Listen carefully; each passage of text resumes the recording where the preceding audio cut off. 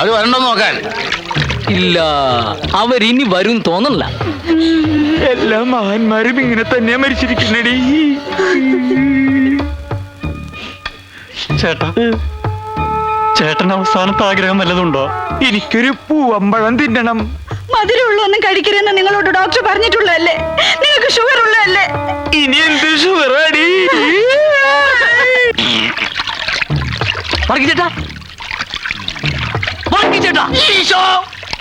അവരിനി ചങ്ങാടക്കടവിലെങ്ങാനും വരുവോ?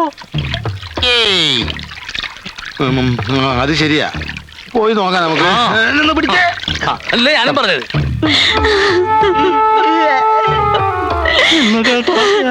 കൊടുന്ന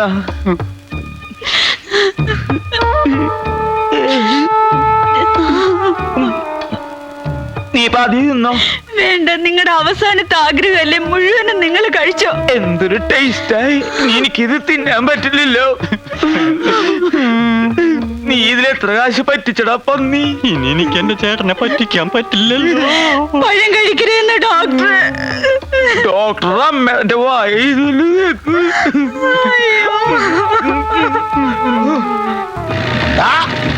വരല്.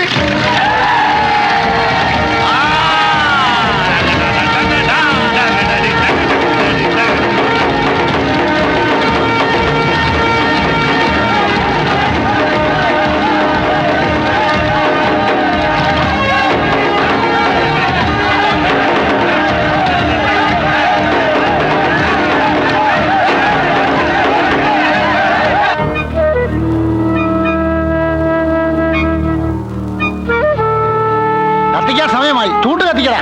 ഒന്ന് പിടിച്ച് തീ കൊളുത്തട്ട ഗുരുക്കളെ. പണ്ടെന്റെ അച്ഛന്റെ ചിതക്ക് ഞാൻ തീ കൊളുത്തിയതാണ്. കത്തിക്കാൻ വരട്ടെ, ഞാൻ കത്തിക്കാം. നല്ലപോലെ പെട്രോൾ ഒഴിച്ചിട്ടുണ്ടല്ലോ, ആളി കത്തണം.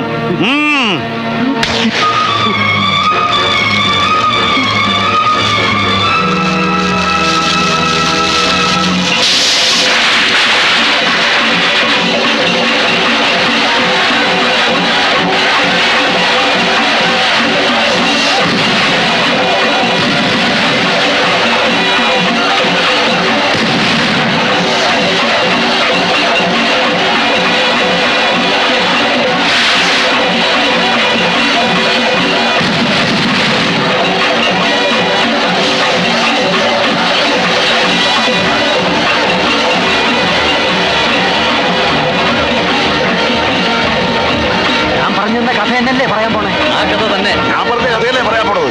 അതൊക്കെ ഞങ്ങൾ ഏറ്റെന്നേ.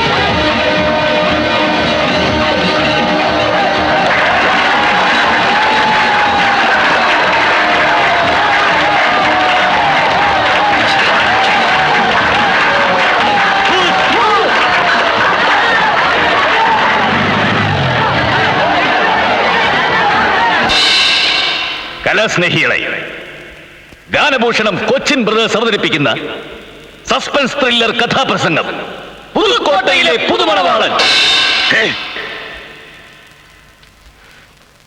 നല്ല ബെസ്റ്റ് പേരല്ലേ?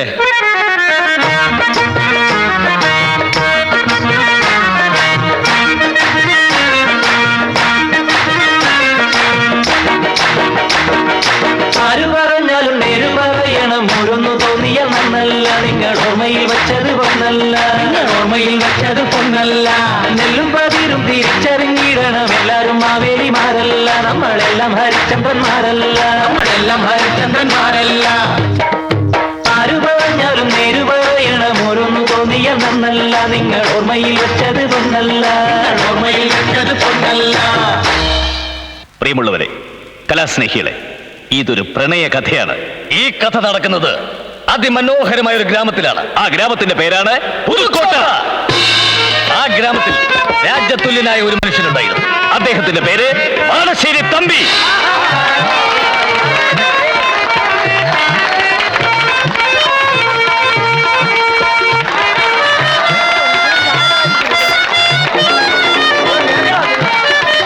ആ ഗ്രാമത്തിലെ മറ്റൊരു പ്രമുഖ തറവാടാണ് പാലത്തറ. അവിടുത്തെ ശ്രീദേവി തമ്പുരാട്ടിയെ മാടശ്ശേരി തമ്പി വിവാഹം കഴിച്ചു. പക്ഷെ ഒരു കുഞ്ഞിനെ സമ്മാനിച്ച് അധികകാലാവുന്നതിന് മുമ്പ് തമ്പുരാട്ടി ഇഹലോകവാസം വെടിഞ്ഞു. ആ രണ്ട് കുടുംബങ്ങളിലെയും ആളുകളുടെ ദുഃഖം അകറ്റിയത് ആ കുഞ്ഞാണ്. അവൾ ഇന്ന് വളർന്നൊരു രാജകുമാരിയെ പോലെ ആയി കഴിഞ്ഞു. പ്രിയമുള്ള സുഹൃത്തുക്കളെ, അവളുടെ പേരാണ് ഗീതു. ആ രാജകുമാരിയുടെ ജന്മനാളാണെന്ന്, മാളികപ്പുരയിൽ ഉത്സവമാണെന്ന് നിങ്ങളെ ഞങ്ങൾ അങ്ങോട്ട് ക്ഷണിക്കുന്നു.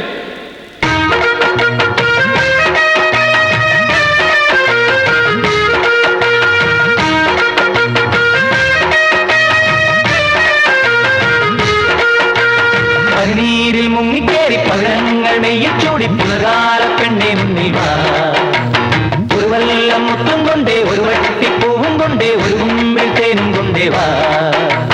താമര കുളിരിന് തങ്ക നിലാവിന് താലമെന്നു പിറന്നാട് നാവേറും പാട്. പനിനീരിൽ മുങ്ങിക്കേറി പഴങ്ങൾ മെയ്യിൽ ചൂടി പുലകാല പെണ്ണെ മുന്നിൽ വാ. അങ്ങനെ ഇരു കുടുംബങ്ങളും ആമോദത്തോടെ വസിച്ചിരുന്ന കാലത്ത് ഒരു കൊടുങ്കാറ്റ് പോലെ, ഒരു പേമാരി പോലെ, ഒരു വെള്ളരി പോലെ അവൻ വന്നു. അതാ അവൻ ആ ഗ്രാമത്തിൽ കാലുകുത്തി കഴിഞ്ഞു.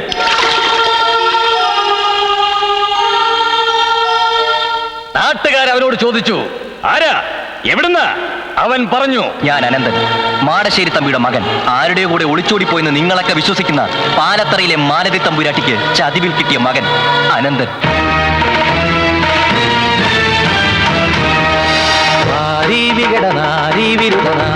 ഗജമുഖൻ എളിമയുടെ വാളും മിഴിയിലാളും കൊടിയ തീയും തികയുവോ. ആരീവനകരൻ, ആരീയുവനൃപൻ, ആരീ ശരവണൻ, ആരീ നവവരൻ, ആരാകിലെന്തു വീരോടെ നിന്നു പോരാടുമളവിലിവൻ മുരഭിമഞ്ചോ. തല്ലിക്കോ, തല്ലിക്കൊന്നാലും ശരി, സത്യം മുഴുവൻ ഞാൻ വിളിച്ചു പറയും. നിങ്ങളുടെ സഹോദരി, എന്റെ അമ്മ മാലതി തമ്പുരാട്ടി, ഒരുത്തന്റെ കൂടെ ഒളിച്ചോടിയതല്ല, ഒഴിഞ്ഞു മാറിക്കൊടുത്തതാ ഈ ഗീതുവിന്റെ അമ്മയ്ക്ക് വേണ്ടി. ചതിവ് പറ്റിയ പിന്നെ അമ്മയ്ക്ക് മനസ്സിലായത് അനിയത്തി ഇയാള്.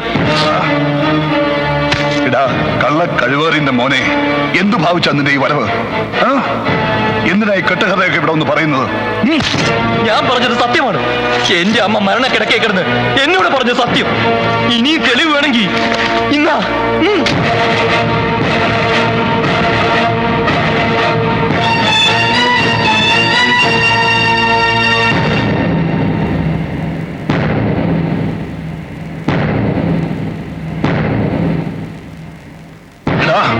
നീ പറഞ്ഞൊന്നും സത്യമല്ല. ഇതെല്ലാം നിന്റെ അമ്മ പറഞ്ഞതാണെങ്കിൽ അതും കള്ളവാ. എനിക്ക് അവളുമായി യാതൊരു ബന്ധവുമില്ല. എനിക്കിങ്ങനെ ഒരു മകനുമില്ല. മര്യാദയ്ക്ക് നീ ഇവിടുന്ന് പോകുന്നതാ നല്ലത്. നാളെ സൂര്യൻ ഉദിക്കുന്നതിന് മുമ്പേ നീ ഇവിടുന്ന് പോയില്ലെങ്കിൽ മറ്റൊരു സൂര്യോദയം നീ കാണില്ല. ആ പകലിന് മീതെ രാത്രിയുടെ തിരശ്ശീല വീണു. പുലർച്ചയ്ക്ക് കോഴി കൂകി. അത് കേട്ട് സൂര്യൻ ഉദിച്ചു. അനന്തൻ പോയില്ല. അതെ, അനന്തൻ പോയിട്ടില്ല. അവനങ്ങ് പാലത്തറയിലുണ്ട്. പാലത്തറക്കാർ അനന്തൻ അഭയം കൊടുത്തു. പ്രിയമുള്ളവരെ, മാടശ്ശേരി തമ്പി നേരെ പാലത്തറയിലേക്ക് കുതിച്ചു.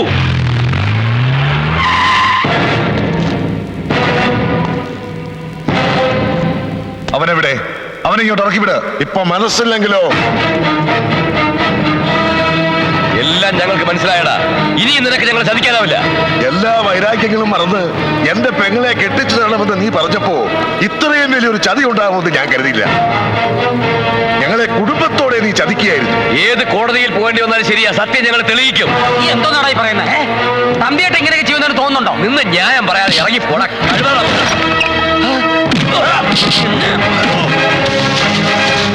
അയ്യോ,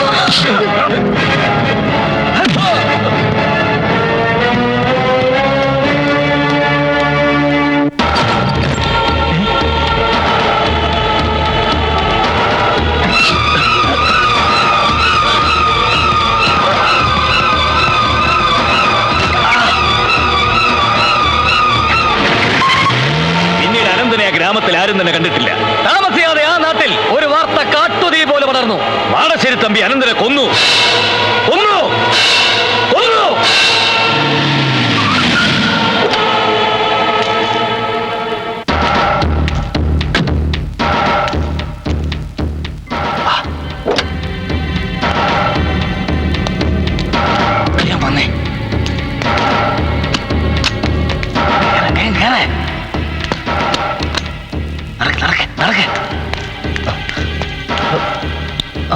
ആ എന്തിനാടാ ഇതൊക്കെ?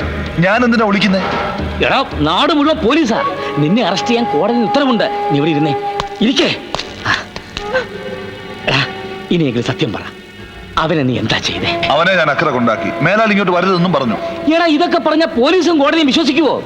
ഇതിലെന്തോ ചതിയുണ്ട്. നീ വളരെ സൂക്ഷിക്കണം. ഒരു കാരണവശാലും പോലീസിന് പിടികൊടുക്കരുത്. നമുക്ക് മുൻകൂർ ജാമ്യത്തിന് ശ്രമിക്കാം.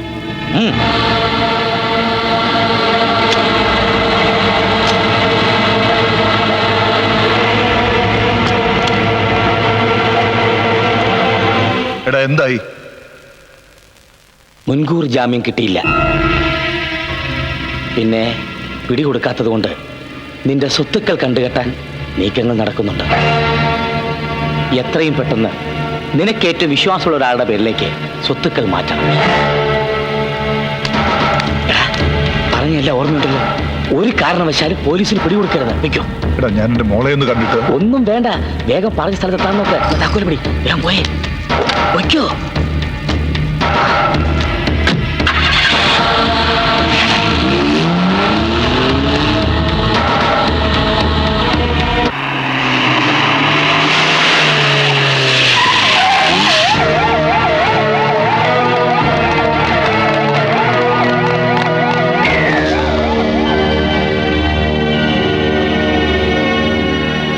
പാലത്തർക്കാർ നിനക്കെതിരെ ഒരുപാട് സാക്ഷികളെ നിരത്തിയിട്ടുണ്ട്. വെള്ളം പോലെ കാശ് ഒഴുകും. പക്ഷെ അല്പഭാഗ്യം നമ്മുടെ പക്ഷത്തുണ്ട്. അനന്തന്റെ ഒരു ബാഗ് ചായപ്പീടികന് കിട്ടി. അതിലവന്റെ വസ്ത്രങ്ങളും ഡ്രൈവിംഗ് ലൈസൻസും ഉണ്ട്. ലൈസൻസില് അവന്റെ ബ്ലഡ് ഗ്രൂപ്പ് ഏതാണെന്ന് കാണിച്ചിട്ടുണ്ട്. O-. ഇനി അതേ പിടിച്ചൊരു കളി കളിക്കാം. അവനെ കൊന്നത് നീയാണെന്ന് അങ്ങോട്ട് സമ്മതിച്ചേ. നീ എന്തായി പറയുന്നേ? എടാ, ഞാൻ പറയട്ടെ. കഷ്ണം കഷ്ണമാക്കി അവന്റെ ശരീരം കായലിലെറിഞ്ഞു എന്ന് പറയണം. കൊല്ലാൻ ഉപയോഗിച്ച ആയുധവും അവന്റെ വസ്ത്രങ്ങളും വാഴത്തോപ്പി കുഴിച്ചിട്ടിരിക്കുകയാണെന്നും പറയണം. എന്തിനാ? ആയുധത്തിലും വസ്ത്രത്തിലും രക്തം പുരട്ടി ഞാൻ വാഴത്തോപ്പി കുഴിച്ചിടാം. അത് പോലീസ് കണ്ടെടുക്കും. നിന്റെ കുറ്റസമ്മതം കൂടി ആകുമ്പോൾ നിനക്ക് ജാമ്യം കിട്ടും. എന്തൊക്കെയായി പറയുന്നത്? എനിക്കൊന്നും മനസ്സിലാവുന്നില്ല. അതായത് അവന്റെ ബ്ലഡ് ഗ്രൂപ്പ് O-. വസ്ത്രത്തിലുള്ളത് വേറെ ഏതെങ്കിലും ഗ്രൂപ്പിൽപ്പെട്ട രക്തവുമായിരിക്കും. അതോടെ കേസ് പൊളിയും. എല്ലാം ഞാൻ നോക്കിക്കോളാം.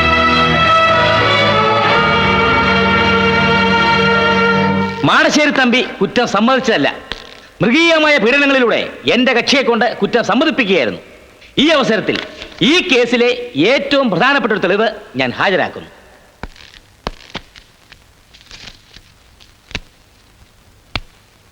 കൊല്ലപ്പെട്ടു എന്ന് കരുതുന്ന അനന്തന്റെ ഡ്രൈവിംഗ് ലൈസൻസ് ആണത്. അതില് അനന്തന്റെ ബ്ലഡ് ഗ്രൂപ്പ് O- ആണെന്ന് വ്യക്തമാക്കിയിട്ടുണ്ട്. അനന്തന്റെ വസ്ത്രങ്ങളിലും കൊല്ലാൻ ഉപയോഗിച്ചു എന്ന് കരുതുന്ന ആയുധത്തിലുള്ള രക്തം ഏത് ഗ്രൂപ്പിൽപ്പെട്ടതാണെന്ന് തെളിയിച്ചാൽ മാത്രമേ ഈ കേസിന് മുമ്പോട്ട് പോകാൻ സാധിക്കുകയുള്ളൂ. അതുകൊണ്ട് എന്റെ കക്ഷിക്ക് ജാമ്യം അനുവദിക്കണമെന്ന് ബഹുമാനപ്പെട്ട കോടതിയോട് അഭ്യർത്ഥിക്കുന്നു.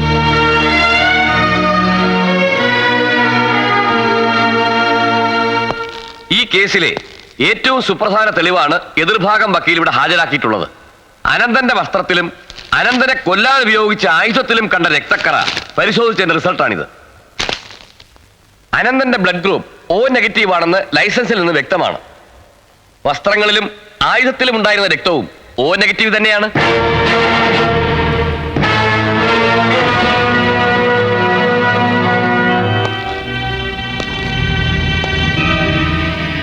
ചതുവ് പറ്റിയടാ. നമ്മൾ കളിച്ച കളി എങ്ങനെയോ പുറത്തറിഞ്ഞു. നീ അത് ആരോടെങ്കിലും പറഞ്ഞായിരുന്നോ? പിള്ള കാണാൻ വന്നപ്പോ ഞാനത് പറഞ്ഞിരുന്നു. കാര്യസ്ഥൻ പിള്ള മാടശ്ശേരി തമ്പിയെ ചതിച്ചു എന്ന് പറയാൻ കഴിയില്ല. കാരണം പിള്ള ഈ വിവരം കൊച്ചുതമ്പി അറിയിച്ചിരുന്നു. മാടശ്ശേരിയിലെ വേലക്കാരി ഈ വിവരം പാലത്തറയിലേക്ക് ചോർത്തി. അങ്ങനെ വക്കീലിന്റെ പദ്ധതികൾ പാലുണ്ണിയും ശ്രീധരനുണ്ണിയും അറിഞ്ഞു. ശ്രീധര, ഇവിടെ നിന്നും ഒരു കൊടും ചതിയുടെ കഥ വെളിപ്പെടുകയാണ്. അതെ, മാടശ്ശേരി തമ്പിയെ ചതിച്ചതാര്? പിള്ളയാണോ? അല്ല. കൊച്ചുതമ്പിയാണോ? അല്ല. പാലുണ്ണിയാണോ? അല്ല. ശ്രീധരനുണ്ണിയാണോ?